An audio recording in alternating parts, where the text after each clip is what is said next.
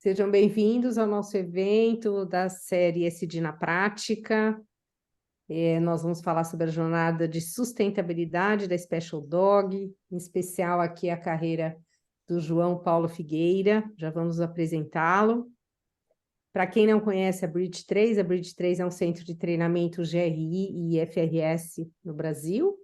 Também ajudamos as empresas nessa jornada de integração da sustentabilidade, do ESG, na estratégia, no processo de relato de sustentabilidade. Tem sido uma jornada muito interessante.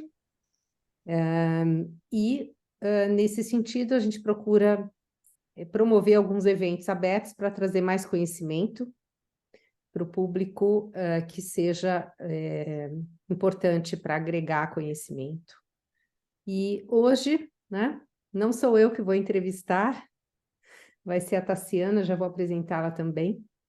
E vou falar um pouquinho aqui sobre os nossos participantes aqui. Então, o João Paulo Figueira, ele é graduado em zootecnia pela Universidade Estadual de Londrina, especialista em nutrição e alimentação de cães e gatos pela Federal de Lavras, especialista em meio ambiente e sustentabilidade pela FGV, especialista em direitos humanos, responsabilidade social e cidadania global pela PUC do Rio Grande do Sul, e atua há 17 anos na Special Dog Company, onde é responsável desde 2015 pela área de desenvolvimento sustentável. Parabéns, João, pela sua carreira e seja muito bem-vindo. A gente já vai passar a palavra para você. A Tassiana de Souza Bellarmino é graduada em Medicina Veterinária pela Universidade Estadual Paulista, Unesp de Botucatu, pós-graduação em Gestão e Empreendedorismo pela Sampo, MBA em SD pelo IBMEC, certificada pela GRI e FRS pela Bridge 3, e ela se tornou consultora da Bridge 3, integrou nossa equipe há algum tempo, e partiu dela a ideia de convidar o João. Então, eu passo a palavra para Tassi. Obrigada, Dani. Obrigada mais uma vez, João, por ter aceitado esse convite. É um grande prazer estar aqui com vocês, pessoas tão queridas. E, João, para começar, eu gostaria, por favor, que você falasse um pouco como foi sua jornada de carreira, porque, afinal de contas, vocês foram mais zootecnia, eu em veterinária. Estamos nós dois aqui falando um evento de sustentabilidade, né? E é uma coisa isso muito interessante, né? Fala como isso foi ao longo da tua carreira, foi surgindo isso. Eu lembro de você ter comentado um pouco já, mas eu acho que seria muito interessante dividir isso aqui com o pessoal, por favor. Sem dúvida. Tassi, muito obrigado pelo convite. É uma satisfação estar aqui com vocês hoje para dividir um pouquinho dessa jornada de sustentabilidade que a gente vem trilhando aí há pelo menos 8 anos. Eu diria que não existe uma graduação para sustentabilidade. Logo, todo mundo que atua em sustentabilidade, em algum momento, fez transição de carreira, né? Então, no nosso caso aqui, somos da área de agrárias, né?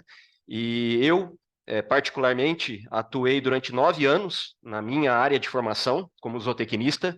A Daniela comentou da minha especialização em alimentação e nutrição de cães e gatos na Universidade Federal de Lavras.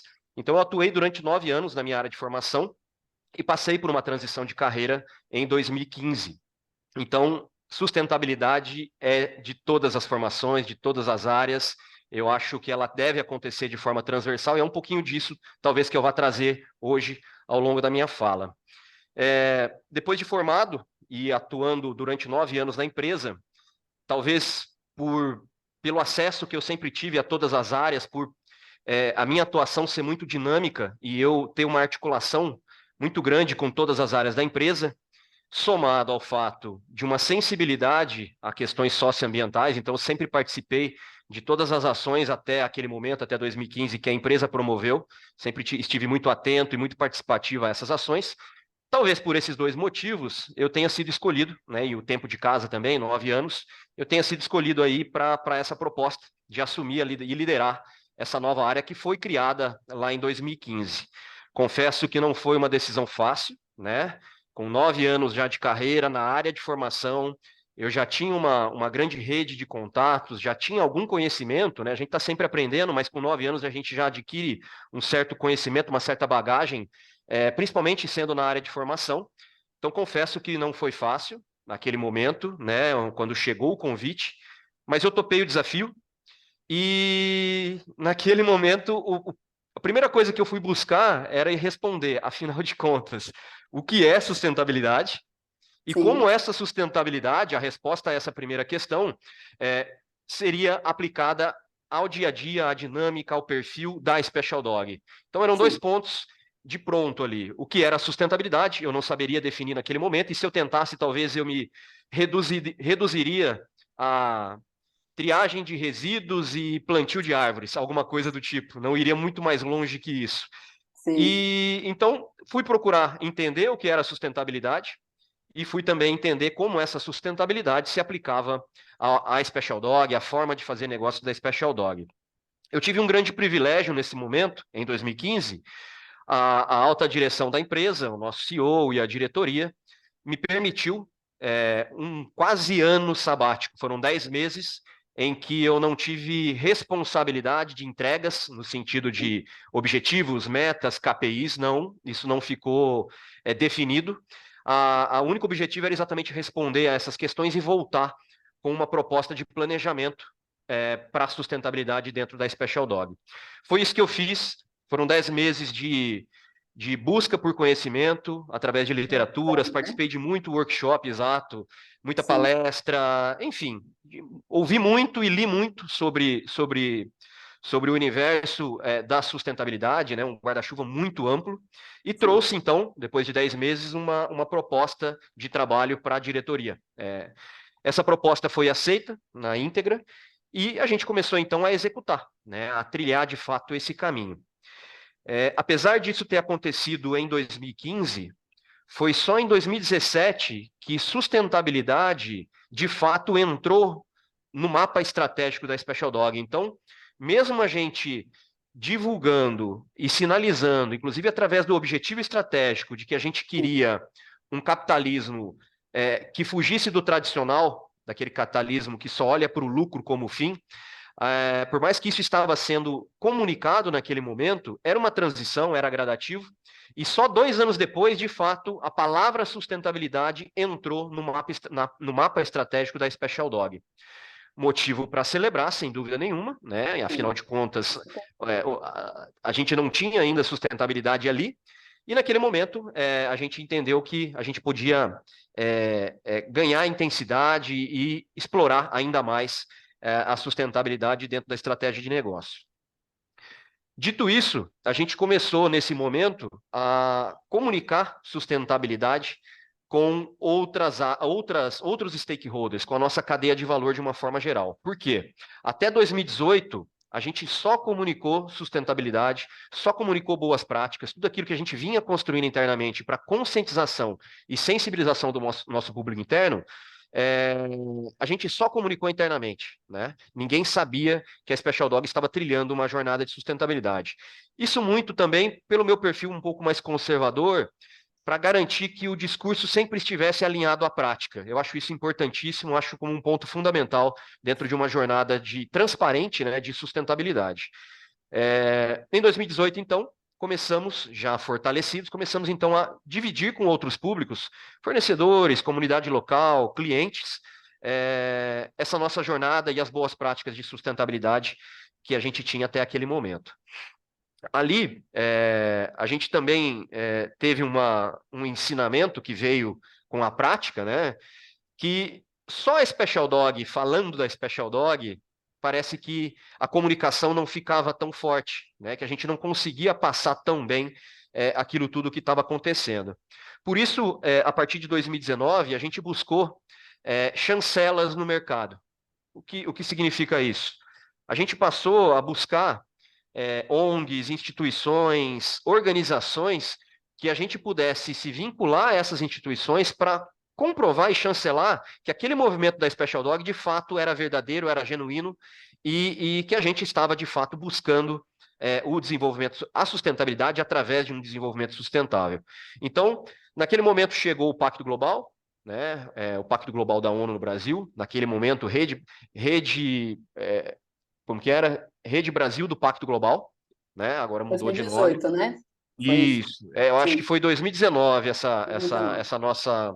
A gente passou a ser signatário e participante do pacto. Veio Sim, também o nosso compromisso com a Childhood Brasil, com o programa Na Mão Certa, e vários outros exemplos aqui que vieram exatamente para chancelar. Então não era mais a Special Dog falando sobre ela. A gente tinha outros movimentos que mostravam que sim, estávamos de uma forma muito genuína e com profundidade fazendo traçando esse caminho. essa trilha de sustentabilidade. Esse ciclo, que começou em 2014, 15, ele se encerrou em 2020. E com o encerramento desse novo ciclo, nós nos reunimos novamente, alta direção, gerência, para redefinir um novo ciclo estratégico. E o que aconteceu a partir desse momento? E aqui, tá, se é bom, eu estou falando no âmbito empresa, mas a todo momento eu estou falando da carreira João Paulo ao longo Sim, desses anos, com né? Está muito certeza. ligado, intimamente ligado. Em 2021, a gente teve o grande passo, o grande movimento que trouxe intensidade e velocidade para essa jornada de sustentabilidade da organização. Se em 2017 a gente passou a fazer parte da estratégia de negócio com um objetivo ainda tímido e periférico, em 2021 a gente deu um grande passo, que foi trazer esse objetivo que estava na base, numa perspectiva de pessoas e infraestrutura, para o topo da pirâmide, para o topo do mapa, né? E o mais importante, dividindo o protagonismo com o lucro. Se aquilo que a gente vinha divulgando desde 14, 15 e veio nesse processo de sensibilização e conscientização, afinal de contas, tudo depende de gente. E gente precisa ter, se essa questão da sustentabilidade, como é o nosso caso, não está no DNA da Special Dog, precisa ser inserido e ela só pode ser inserido com transformação cultural. E nós sabemos aqui que transformação cultural se dá a médio e longo prazo, né? A gente não consegue fazer isso da noite para o dia. Então, ao longo de 2015 a 2021, a gente está falando de 6 anos de trabalho, foi um processo exatamente para trazer todas essas pessoas para um nível, no mínimo, de conveniência, né? A gente queria sempre pessoas conscientes, mas se elas Então, outra estivessem no nível de... compra, né? Exatamente. Se estivessem no nível de Começava bem. conveniência, já estava bom. Elas estariam com a gente nesse movimento. Então, quando chegou 2021, esse objetivo, que era um objetivo de sustentabilidade, de desenvolvimento sustentável, que estava na base, numa perspectiva de infraestrutura e pessoas, subiu para o topo do mapa e dividiu o protagonismo com o lucro. Aí a mensagem, a partir desse momento, ficou clara, que o C-Level, né, o nosso CEO e toda a diretoria, orienta, né, e direciona todo o trabalho da organização para, sim, manter a empresa rentável e lucrativa, isso nunca vai deixar de ser, né? A gente precisa do lucro para sobreviver, como qualquer outra organização, que não seja uma organização sem fins lucrativos, mas a grande mudança é com uma condição que seja sustentável, que seja olhando para toda a cadeia de valor. E aquela perspectiva principal, que até outrora, até 2020, era exclusivamente financeira, naquele momento passa a ser uma perspectiva de stakeholders. Ou seja, a ideia, a partir daquele momento, com uma mensagem muito clara da alta direção, era: vamos praticar daqui em diante um capitalismo consciente. Qual que é a grande diferença prática desse movimento a partir de 2021? Eu vou dar um exemplo muito prático aqui de um objetivo que tem dentro do nosso mapa estratégico. Até 2020, a área de logística, toda a gestão logística dentro da diretoria de supply, ela tinha um objetivo que era, o verbo era otimizar a logística da Special Dog. Estou simplificando aqui, mas o verbo era otimizar a logística. Isso até 2020. Quando o gestor da área olhava aquele objetivo, otimizar a logística, ele olhava para cima no mapa até 2020, o que ele encontrava lá em cima? Lucratividade. Então, logo, ele fazia uma leitura do otimizar como manter a logística lucrativa para a empresa. Uhum. Capitalismo tradicional. A partir de 2021, com essa mudança, o mesmo verbo otimizar para o mesmo gestor, para a mesma diretoria, mudou completamente o significado. Ele olha para cima e a leitura sobre o otimizar é: sim, eu preciso manter lucrativo, mas de forma sustentável. Então ele Condicional. traz, exatamente, ele traz KPIs, ele traz indicadores, ele traz metas de sustentabilidade para dentro da sua entrega de negócio. Eu estou dando um exemplo aqui de supply, eu estou dando um exemplo de logística, mas isso serve para marketing, com uma publicação mais diversa.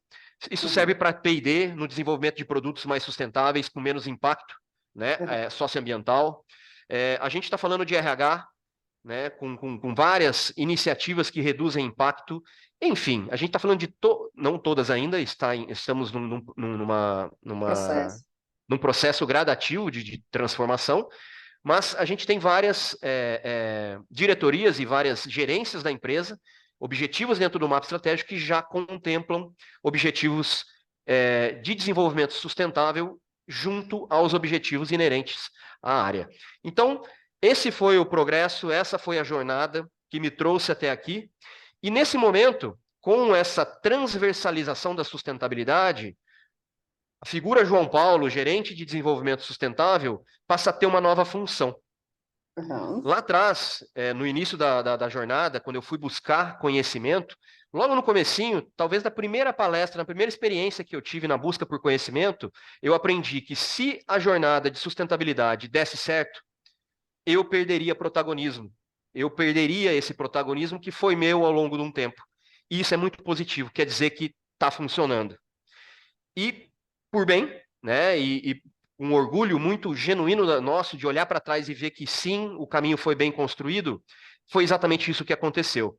Com a transversalização da sustentabilidade dentro da organização, eu que liderava a área, né, e era a principal referência, que respondia por todos os KPIs, por todas as metas da organização, né, sejam elas com resultado positivo ou não, eu sempre respondia por elas, com o apoio das outras áreas, mas eu era o responsável.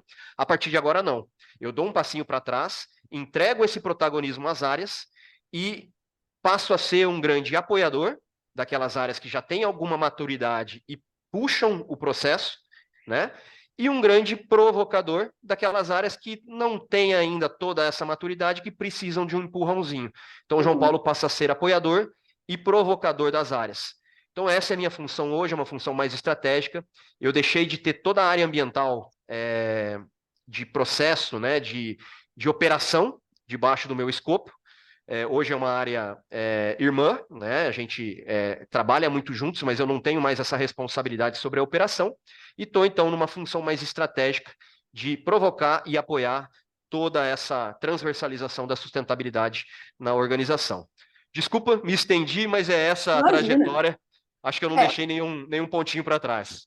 São muitos anos, né? Resumir em minutos aí não é uma tarefa fácil, mas você fez. Isso aí. Obrigada.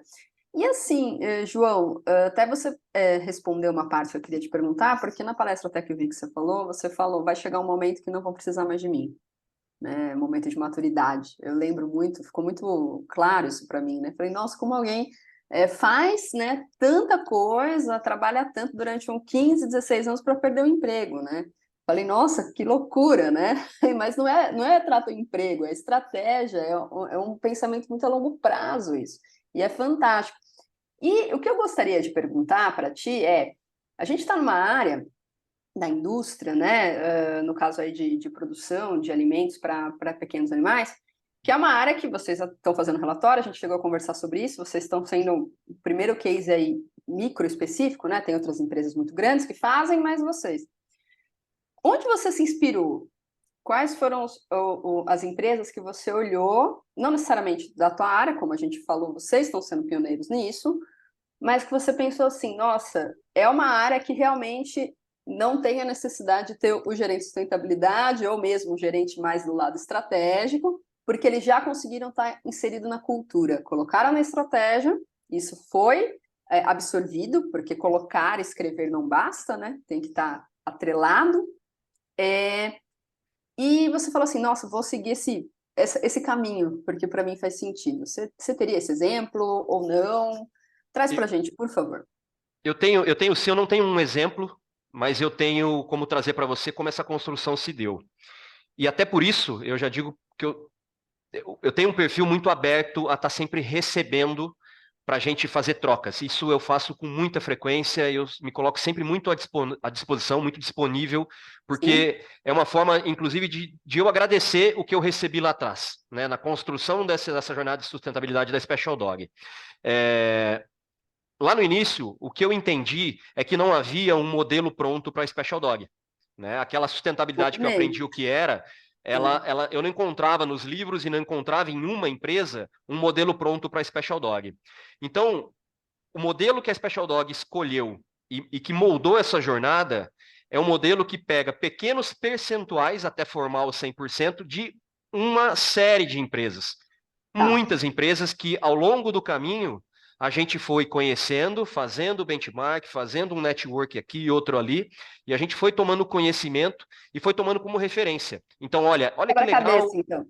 Isso, olha que legal isso que a Natura faz. Natura é uma grande referência em sustentabilidade, mas se eu pegasse o modelo Natura, não ia dar certo para Special Dog.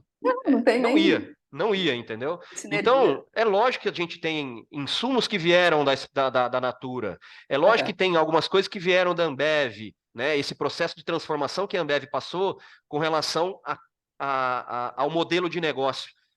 Quem olhava a Ambev, por exemplo, na década de 80, 90, era uma Ambev que olhava para números, né, que era muito focada em resultado, e hoje quem olha a Ambev percebe rapidamente o tamanho da transformação, né, na forma de lidar com as pessoas e a forma de ver o seu negócio. Então, lógico que a Ambev foi também um case aí de sucesso que a gente absorveu boa parte. E assim por diante. Tem várias empresas que eu poderia citar aqui. E então, o que a Special Dog fez até aqui é uma composição, né, coletiva de uma série de empresas e de relatos e de experiências que a gente recebeu e viveu ao longo desses últimos 8 anos. Ótimo, obrigada. Muito estudo, né? Bastante. E constante, né? E outra coisa que me chamou muita atenção, que você citou, é que uma coisa que eu li muito em livro, eu vi muito em aula, que é assim, se não tiver alta liderança falando sobre sustentabilidade, colocando isso em voga, não vai funcionar. E aí você vira para mim e fala assim, tá, em 2015, o então CEOs, né, CEO, né, chegou para mim e falou assim, olha, você tem 10 meses para se dedicar a estudar sustentabilidade. 2015. Hoje, é uma coisa que está todo mundo falando muito, né? Mas em 2015, eu imagino que a realidade não era essa. Ou seja, eles foram visionários, né? E não só abraçaram, como colocaram na estratégia e falaram, João, você tem carta branca para isso. Queria que você falasse um pouco mais quanto isso te ajudou, né, nesse processo, porque eu entendo e imagino que quem está escutando a gente aqui, está todo mundo, obviamente, pensando e querendo implementar isso na empresa onde trabalha, ou querendo trazer isso para si mesmo, né? Mas, às vezes, esbarra nisso. Se a alta liderança não compra a ideia, não funciona. Então, eu queria que você trouxesse um pouco mais disso para a gente, por favor. Perfeito. Se o movimento, a vontade, genuinamente nascer na alta liderança, facilita todo o processo. Não é necessário que seja assim. Ela também funciona nascendo, por exemplo, na média liderança ou em outras áreas da organização. Mas vai ser mais árduo e em menor velocidade, com menor intensidade, né? Com certeza. Imaginem uma força que vem de cima, né? No nosso caso, uma empresa familiar, então ainda tem mais ainda, né? Essa influência da família sobre o negócio. Então, com certeza, vindo top-down, facilita muito o processo, a velocidade e a intensidade desse processo, tá? Então, sem dúvida nenhuma, você falou muito bem, o nosso CEO e o atual presidente do conselho, eram os dois diretores na época, era uma nomenclatura diferente, o nosso organograma era diferente naquela época, enfim, tiveram uma sensibilidade muito grande para reconhecer sustentabilidade como uma tendência de mercado e fizeram um movimento na hora certa, né? Quando veio toda essa pressão ESG em 2020 do mercado financeiro sobre as empresas, apesar da Special Dog ser uma empresa de capital fechado, a gente sabe que a pressão veio grande, né, sobre as empresas. Para a Special Dog, não. Veio como uma chancela de que, olha que bom que nós estamos trilhando esse caminho há 5 anos. Naquele momento se tornou um diferencial competitivo, porque estava todo mundo correndo atrás de fazer essa história que passa por transformação cultural, ou seja, não acontece em curto prazo, e a Special Dog já tinha 5 anos de jornada. Então, naquele momento, aquilo, né, ESG, sustentabilidade, enfim, o nome que quiser dar, não tem problema para isso, mas passou a ser um diferencial competitivo da organização. Outra coisa que eu trago para responder essa tua questão com relação, eu fui anotando aqui, então é por isso que de vez em quando eu estou abaixando a cabeça para fazer umas anotações, tá? É com relação à essência da Special Dog. Eu comentei há pouco que sustentabilidade não estava, na verdade, desde a fundação, no DNA da organização. De fato, não mesmo, tá? Mas tem algo que estava e Desculpa está... só te interromper. 2001, né? Desde 2001. 2001, exatamente. Temos 22 anos, exato. E desde Isso. 2015 começou esse movimento, só para... Exatamente, exatamente. Começou esse movimento com o nome de sustentabilidade e é aí que eu quero chegar. Lá em 2001, não havia nenhum entendimento do que era sustentabilidade, muito menos ESG e assim por diante. Então, então eu não posso falar que sustentabilidade estava no DNA. Não seria, seria leviano da minha parte. Mas eu posso com certeza trazer para vocês que o cuidar como um valor estava no DNA, desde a concepção da empresa, desde o início. Que naquela época era utilizado com o termo, por exemplo, dividir para somar. Vamos cuidar do nosso colaborador para que ele esteja engajado e cuide do negócio. A gente cria um ciclo virtuoso de relacionamento entre o colaborador e o empregador, onde todos ganham. Afinal de contas, eu valorizo ele engaja e produz com qualidade e assim por diante. A gente cria um modelo de negócio diferente do tradicional. Isso a gente está falando em 2001. Se hoje isso é um pouco mais, não diria normal, mas um pouco mais presente, naquela época via-se muito pouco sobre isso. Então, se sustentabilidade não estava no DNA desde o começo, o cuidar, né, como relacionamento, como forma de se relacionar com o colaborador estava.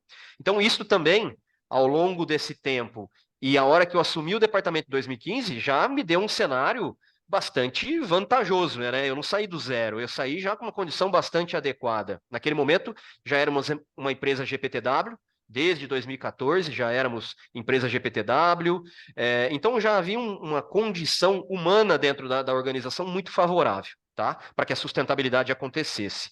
E um outro ponto que eu trago para fechar aqui minha resposta: o core, o nosso negócio. Nós somos uma indústria de pet food, que é coisa mais fantástica do que lidar com animaizinhos de estimação, com cãezinhos e gatinhos. Então, a gente trabalha para entregar longevidade, qualidade de vida para aqueles serzinhos fantásticos que, inclusive, estão aqui, ó. São alguns dos nossos mascotes do centro de pesquisa. Então, a essência do nosso negócio já é extremamente positivo para fazer sustentabilidade acontecer. Então, eu traria esses 3 elementos aqui que favoreceram muito essa jornada e nos trouxeram até aqui. Nossa, ótimo, obrigada pela... aproveitar a sua pergunta, Tassi, para fazer uma complementar aqui para o João Paulo, se puder. Estou entrando aqui de gaiata aí na sua entrevista. Por favor, vamos lá. Essa questão, você usou uma palavra mágica chamada maturidade, né? Então, isso é muito interessante porque você falou um pouco do processo agora de maturidade da governança. E a empresa familiar, né? Eu venho de uma empresa familiar e estou até na comissão de empresas familiares lá do IBGC, então esse é um assunto muito bacana também da gente debater, que é a evolução da governança dentro das empresas familiares, que ela não tem uma pressão regulatória, né, como uma companhia aberta, sim, mas isso pode estar no propósito, na cultura, né, nos valores da empresa e pensar muito nessa longevidade, nessa perenização do negócio. Eu tenho certeza que os irmãos, né, pensaram nisso ao se organizar e um ficar como CEO, outro presidente do conselho, né? Então, nesse sentido, eu queria te perguntar, que eu vi no relatório, vocês já têm código de conduta, né? Começaram a fazer aqueles canais que sobem, né? As questões todas da cadeia de valor para serem lidadas pela auto-administração. Como que você vê esse amadurecimento da governança na Special Dog, se isso ajudou a impulsionar também todo esse processo? Sem dúvida, um processo totalmente necessário para a gente fazer essa transição agora em 2021, né? Foi exatamente esse processo de sucessão junto a um movimento de implementação da governança que possibilitou a gente revisitar o mapa estratégico e toda a orientação de negócio da companhia com esse olhar, né? Com esse olhar mais maduro. Então, sem dúvida nenhuma, foi um processo que ajudou muito. Mas, se a gente for pegar o E, o S e o G, eu diria que o que nós estamos no estágio mais inicial é exatamente o G. Ainda é muito inicial o estágio que a gente está de evolução, de maturidade, para fazer a governança acontecer dentro da nossa organização. E até onde eu entendo, é algo normal de se acontecer em empresas familiares, e principalmente, aí vem algo que complementa a empresa familiar, uma empresa que está no interior, longe dos grandes centros. Então, a gente acredita muito que é um processo normal, ele não pode ficar esquecido, afinal de contas, ele inclusive tem que também ser transversal ao E e ao S, né, para fazer o E e o S acontecer de forma robusta, mas a gente entende que ele precisa acontecer, ele precisa evoluir. Apesar do estágio inicial, a gente entende que estamos evoluindo, estamos em evolução. Então, esses últimos 2 anos foi muito bacana. Eu também estou dentro do IBGC. A Priscila, que é filha do nosso CEO e minha diretora, ou seja, minha superior imediata, ela também está dentro do IBGC. Tamanho o valor, né, que a gente está dando para a governança, para que a gente possa trazer essa governança no mesmo nível que está hoje o E e o S, o meio ambiente e o social. Então, praticamos muito bem, temos práticas robustas, que inclusive boa parte delas são benchmark e já estão num estágio de manutenção. A gente não está mais avançando para outro nível, porque elas já chegaram no nível de benchmark mesmo no mercado, mas com governança, sem dúvida nenhuma, a gente precisa avançar, né? Se a gente pegar empresas multinacionais, provavelmente será diferente, né? Eles têm uma governança muito bem estabelecida, né? E é onde a gente tem procurado fazer benchmark, mas tem dificuldade de praticar, de executar o S e o G, o E e o S, principalmente o S. Acho que é um pouquinho desse cenário aí, mas sem dúvida, Daniela, a governança para a gente, nesse momento, é prioridade, e a gente precisa trazer ela para o mesmo patamar das práticas as práticas socioambientais. Você falou tudo. O G ele possibilita, né, que os demais aconteçam, e também não só isso, né, que eles sejam perenizados também, como Isso, internalizados também, que ajudem todos a estabelecer as políticas, vir de cima para baixo, né? Muito bom. perfeito. Obrigada. Eu devolvo a bola aí para a Tassi. João, e assim, a gente já falou um pouco da empresa, falou um pouco do João, profissional, e agora eu queria perguntar para você a questão do relatório. Porque semana passada, foi sexta, né? Acho que foi Sexta-feira. Sexta-feira, fresquíssimo, né? Vocês lançaram o relatório de sustentabilidade, né, referente ao ano de 2022. Primeiro, parabéns, né? Obrigado. Eu acho que, né, merece parabéns, porque não é um desafio fácil. Fizeram aí no modelo GRI, correto? Correto? E, assim, vocês não têm o capital aberto. E tem muita empresa que tem capital aberto e não tem relatório. A gente mexe com isso todos os dias, né, chefe? E a gente sabe que não tem. Então, assim, o que motivou? Porque, assim, que você é um cara engajado, isso é visível, né? Tem sangue nos olhos aí para fazer o negócio acontecer. Porém, para você chegar no patamar de mobilizar a empresa inteira, vamos fazer um relatório, sem ter uma cobrança de uma B3, por exemplo, para falar, faça um relatório. Me fala um pouco mais disso, porque, assim, é visível para mim, né, como profissional, a tua dedicação. Mas chegar no patamar de fazer um relatório, entre aspas, porque, obviamente, a gente sempre está sendo cobrado, né? Mas não ser cobrado formalmente por isso e fazer de ímpeto, né, para trazer essa transparência, você não está sendo, né, digamos assim, não tem uma exigência formal. Isso é muito, muito interessante, tem que ser muito valorizado. E eu queria que você falasse um pouco desse processinho. Como foi convencer todo mundo? Se veio de cima, veio de você, de onde veio? Foi todo um grupo.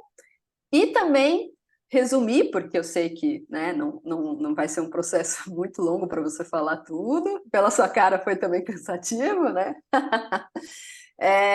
Resumir um pouquinho de como foi essa experiência, por favor. Bora lá. Obrigado pela generosidade.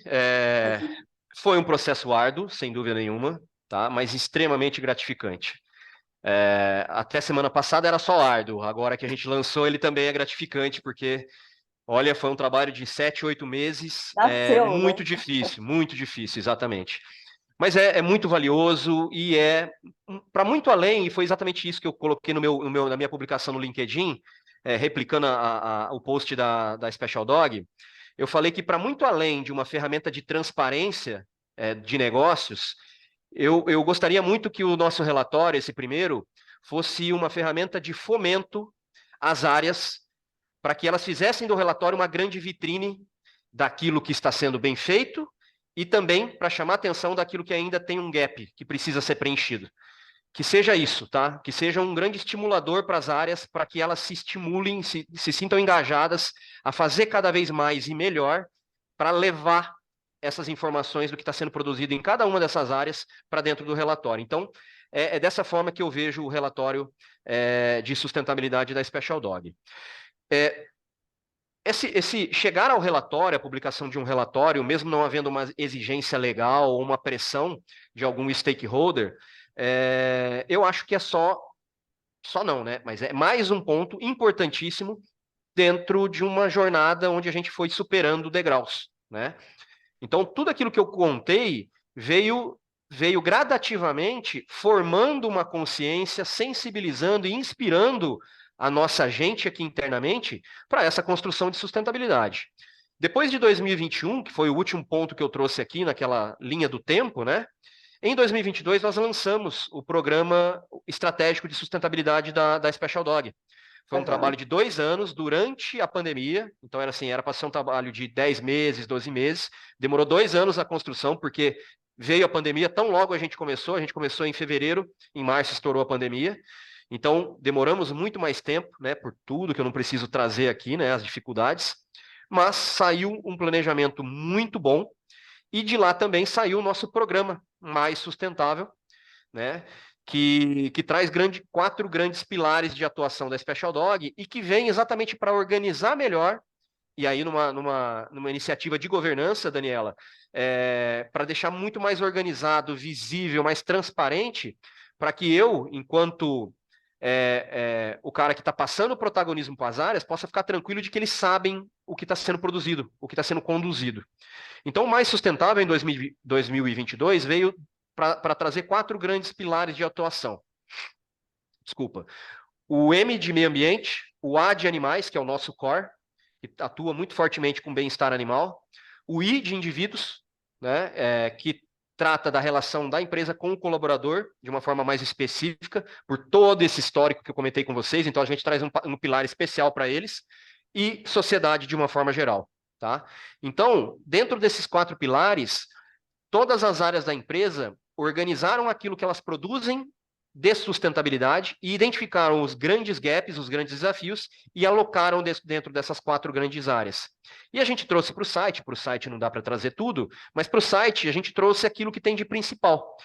E, trouxemos metas aleatórias soltas? Não, a gente traz status atual, ano base pelo qual a meta foi definida, meta para um ano futuro, né, onde a gente quer chegar e, principalmente, como a gente vai fazer isso, de que forma a gente vai fazer isso. Então, lá tem um vídeo, por exemplo, que traz a essência da construção do plano de sustentabilidade, por que produzimos o mais sustentável, por que estamos trilhando essa jornada, e na sequência a gente trouxe um outro vídeo que tangibiliza a jornada, né? Porque senão é mais um vídeo que mexe com coraçõezinhos. E não pode parar aí, né? A parte da emoção ela é importante, mas a gente tem que tangibilizar, tem que trazer para o racional. Então vem esse segundo vídeo que exatamente traz números.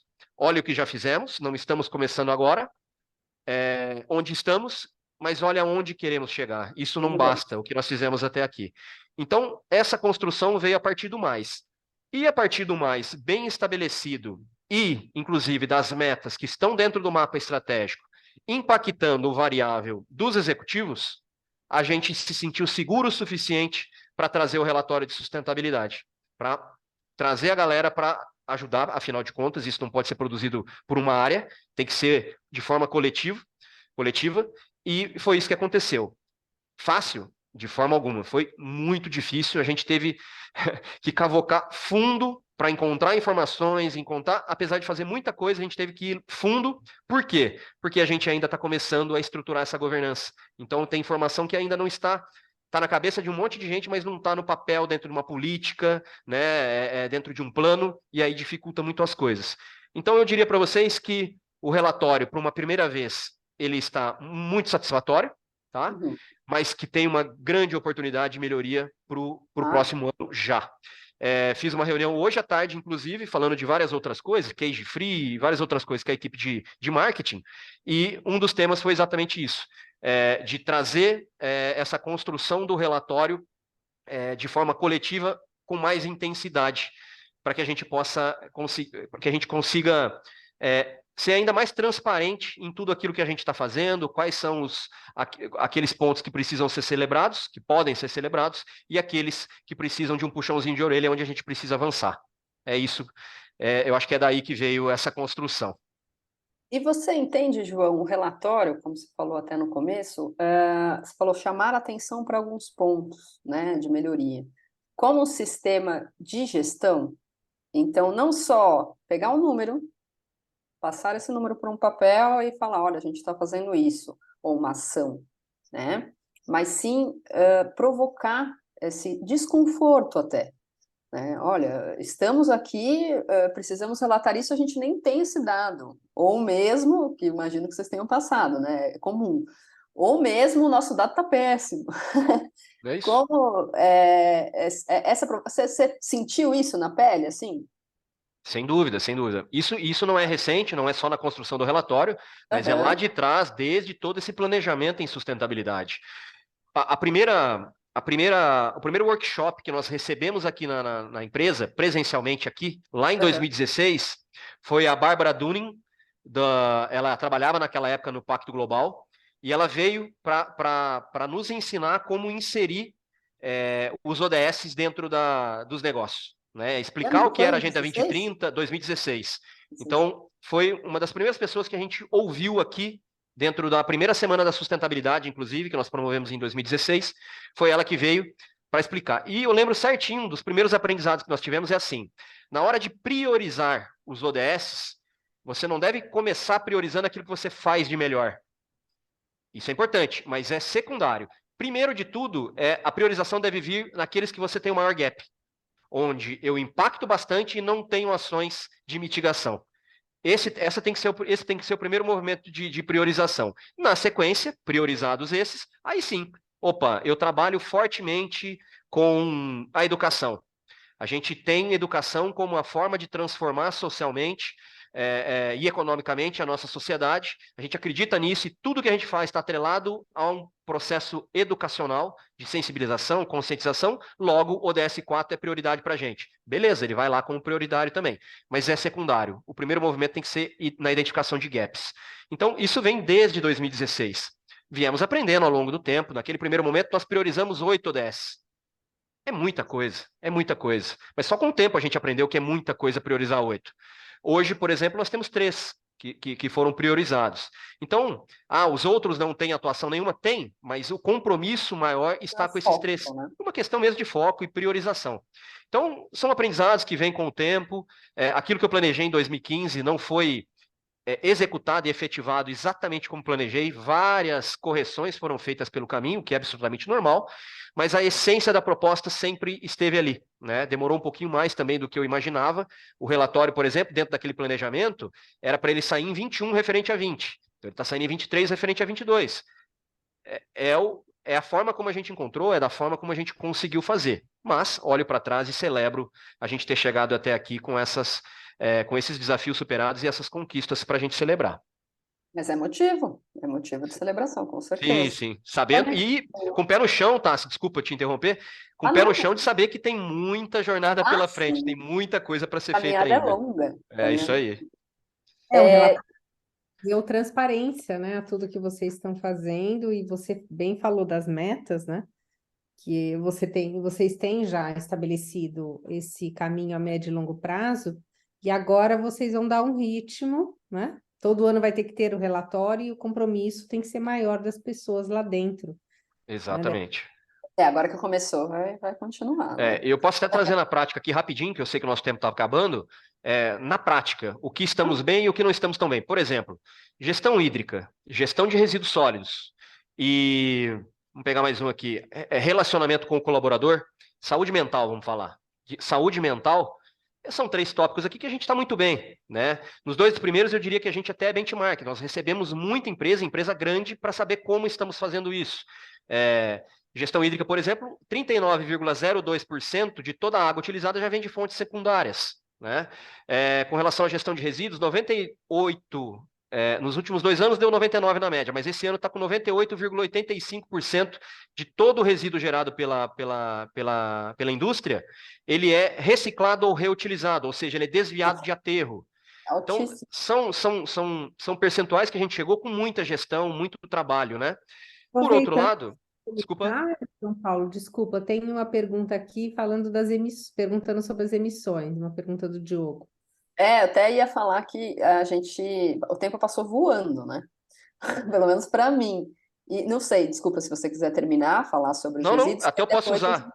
Então, porque depois a gente usa para pergunta. Ele começou a falar dos indicadores, falar dos resíduos. Perfeito, eu posso usar até o que ele trouxe como o exemplo. E aí eu traria as emissões atmosféricas no seguinte ponto.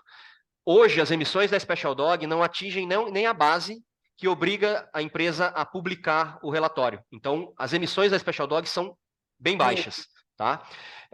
Mas a gente vem numa crescente. A empresa está crescendo bastante também, então, por consequência disso, as ações que a gente tem promovido não estão no mesmo, não estão sendo uma contrapartida à altura, então, logo, as emissões estão aumentando. A gente está com aproximadamente 18 mil toneladas de CO2 emitidos. A base ali para publicar, onde a CETESB obriga a publicação, se não me falha a memória, é 20 mil. Então a gente está muito próximo. E a gente vem de uma crescente. Já foi menos, eu acho que há uns 5 anos atrás era algo em torno de 11, subiu isso para 15 e agora estamos em 18. Temos um plano de ação, temos várias iniciativas para mitigar, né, em várias áreas, inclusive, mas ainda não tem sido uma contrapartida à altura para a gente reduzir as emissões absolutas, tá? Então, esse é um ponto, por exemplo, que a gente está olhando como um grande desafio. Ele conversa diretamente com o ODS 13, de mudanças climáticas, que é um dos ODS prioridade para a Special Dog aí para os próximos anos. Então, a gente está olhando para isso e a gente espera conseguir concretizar algo que, de fato, traga uma redução no consumo absoluto em breve. Tá? E um outro ponto, só para não ficar num exemplo só de negativo, já que eu trouxe 2 ou 3 de positivo, é com relação à diversidade. Se nós estamos avançando a passos largos com a equidade de gênero, com a diversidade relacionada a gênero, nós não estamos avançando tão bem assim com relação a, por exemplo, a raça, né? É um trabalho ainda inicial, a gente tem que evoluir ainda com relação à questão racial. Estamos com uma consultoria acompanhando gente ao longo do ano, fazendo um trabalho tanto com o Comitê de Diversidade quanto com o RH, que é uma peça fundamental dentro dessa busca e fomento à diversidade e à inclusão e à equidade, mas não temos números que comprovam uma evolução. É tudo mais, nesse momento, ainda intangível, né? A gente sente a mudança, a gente vê, é muita questão de feeling, mas a gente não consegue comprovar ainda através de números. Então, é algo inicial que a gente precisa evoluir também. Ótimo. E a gente tem mais uma pergunta da Kate, mas eu imagino até que ela tenha sido respondida. O que você acha, Kate? Que ela perguntou sobre em que ponto vocês estão e onde tem que melhorar, né? Sim, na conversa toda dele aí. Eu acho que ele já falou, né? E aproveitando mais, imagina, poucos minutinhos que a gente tem, mas eu quero pontuar uma coisa, que foi uma conversa nossa, que eu queria trazer aqui à tona. Para a gente falar rápido, para ir para o sorteio do livro, que deve estar todo mundo ansioso. A questão é a seguinte, a gente conversou, eu cheguei para você e falei assim, João, como eu, veterinária, 12 anos, trabalho nisso, sei um monte de coisa e tal, pesquisa em empresas, não sabia de como a Special Dog tinha essa preocupação com sustentabilidade e tal. Eu fiquei sabendo mais pelo João mesmo, porque a gente conversou muito, do que pela empresa. E você falou assim, tá, a gente vive na era do cancelamento. Eu quero estar seguro para expandir. Depois de tudo isso que a gente falou, de relatório publicado com asseguração de auditoria, você se sente seguro para colocar, digamos, a boca no trombone e falar assim, nós somos uma empresa sustentável, vamos passar isso para a ponta, para o cliente final? Que você... É uma provocação, tá? Sim, Então... sim. Não, perfeito. Inclusive, a sua provocação foi tema da minha palestra recentemente na convenção de vendas. Depois de sim. 8 anos ausente da convenção de vendas, eu estive nas convenções, mas não para trazer uma narrativa, para falar sobre sustentabilidade. Agora eu fui convidado pela equipe comercial, pelo diretor comercial, para levar informações, uma narrativa sobre a nossa jornada. E foi um momento muito especial, e eu trouxe exatamente isso que você acabou de comentar aqui. Nesse momento, a gente fecha o ciclo virtuoso da sustentabilidade. Quer dizer que somos uma empresa sustentável? De jeito nenhum. Inclusive, eu acho que é algo inalcançável. Nunca a gente vai chegar no momento que a gente vai falar, sou sustentável. Sempre vai haver uma oportunidade. Então, eu gosto muito do termo desenvolvimento sustentável, que dá nome, inclusive, ao meu departamento. Porque eu acho que é um processo. E para sempre. Acho que é para o infinito e além. A gente vai estar sempre buscando essa sustentabilidade que está lá na frente, né? O importante é que a gente esteja em movimento. Eu tenho um quadrinho, eu ia ter que quebrar o protocolo e sair da frente de vocês para buscar ele ali, mas eu descrevo ele. É um quadro que eu usei numa palestra recente, e que eu falo exatamente o seguinte: a jornada é uma jornada árdua. A jornada em busca da sustentabilidade, a jornada do desenvolvimento sustentável, ela é uma jornada árdua. São muitas as pedras pelo caminho. Onde que eu me apego, né, para encontrar forças para continuar trilhando esse caminho, que muitas vezes é intangível, é questionado, apesar de você estar fazendo bem para a sociedade e para o meio ambiente, você acaba sendo questionado e lidando com muita vaidade e ego em alguns momentos. O que mantém um líder de sustentabilidade, e aí a gente não está falando de nível hierárquico, a gente está falando de qualquer liderança, de qualquer hierarquia. O que mantém um líder em sustentabilidade, de sustentabilidade, para a sustentabilidade, em movimento, produzindo? Eu diria que são 3 coisas. 2 talvez seja muito batido e a gente já saiba, eu diria que a terceira é o grande diferencial para mim, né? Aí cada um tem que encontrar o seu, eu imagino. O primeiro é o propósito muito bem definido, né? Eu olhar para frente e saber o que eu quero, qual é a transformação, qual é o impacto lá na ponta, né? Esse é o primeiro ponto. Tem que estar muito bem definido, tem que ser genuíno, tem que ser verdadeiro. O segundo é, a todo momento que a gente supera uma dessas pedras pelo caminho, esses desafios, a gente tomar um arzinho sentado sobre ela ali, ou logo depois de passar sobre ela, e olhar para trás e reconhecer e celebrar aquele monte de pedra, um monte de desafios que já foram superados. A construção de legado é um outro grande ponto aqui de manter a gente em movimento. A gente tem que valorizar isso. Esses 2, confesso para vocês que não bastaram para mim, eu precisei encontrar um terceiro, né? Tamanhos desafios que a gente teve ao longo da jornada. E o terceiro, para mim, são as flores pelo caminho. A todo momento, a gente tem flores aparecendo pelo caminho. O que a gente precisa é de sensibilidade para reconhecê-las, né? Vê-las ao longo desse caminho. São aquelas pequenas conquistas que mantém a gente em movimento, mantém a gente engajado em busca daquele propósito que parece tão distante, que é essa sustentabilidade que talvez seja inalcançável. Então, são 3 pontos que eu sempre trago. Eu acredito que a junção desses 3 mantém um líder de sustentabilidade em movimento, engajado e superando os desafios, que são muitos, tá? Mas é extremamente gratificante. No final, se a gente encontra essa força, é extremamente gratificante. Então, eu não sei se eu acabei respondendo a tua questão, e só para fechar, o ciclo virtuoso, ele foi fechado nesse momento. Ao longo da jornada de sustentabilidade da Special Dog, a gente vinha completando o ciclo virtuoso. Ele vinha, mas ele não estava fechadinho ainda. Agora, quando a gente estruturou o plano estratégico de sustentabilidade, quando a gente tornou sustentabilidade transversal, quando a gente passou a impactar o variável dos executivos com metas de sustentabilidade, e quando a gente produziu o nosso primeiro relatório, a gente consegue, nesse momento, com segurança, entregar nas mãos da nossa equipe de vendas, que não é especializada nisso, portanto, são pessoas semi-leigas no assunto, né? Como boa parte da população da sociedade mundial brasileira, né? A gente consegue, facilitando a comunicação e tudo mais, mas consegue entregar um produto na mão da equipe comercial para que seja um diferencial competitivo lá na ponta. E aí a gente cria esse ciclo virtuoso, que é uma relação ganha, ganha, ganha.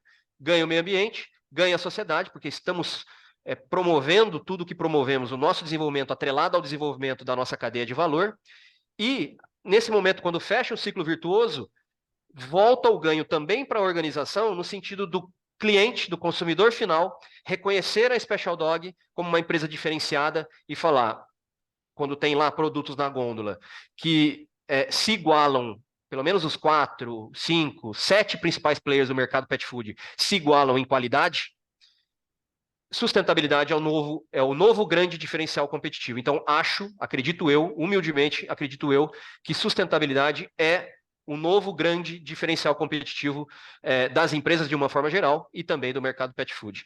Nesse sentido, acho que a gente sai na frente, já que a gente vem trilhando uma jornada de 8 anos e a gente já consegue entregar esse diferencial nas mãos da nossa equipe comercial para eles utilizarem isso de uma forma totalmente nobre, totalmente genuína, afinal, tudo que foi feito de uma forma séria e verdadeira. Obrigada. Excelente, João. Excelente resposta, como sempre, direta e reta, mas com muita base. João, queria te agradecer de novo, em nome da empresa, em nome da Bridge 3, em nome pessoal, pela tua disponibilidade, boa vontade, carisma, né, em trazer isso tudo para a gente. E eu gostaria de pedir para a Mari fazer o sorteio tão esperado do livro.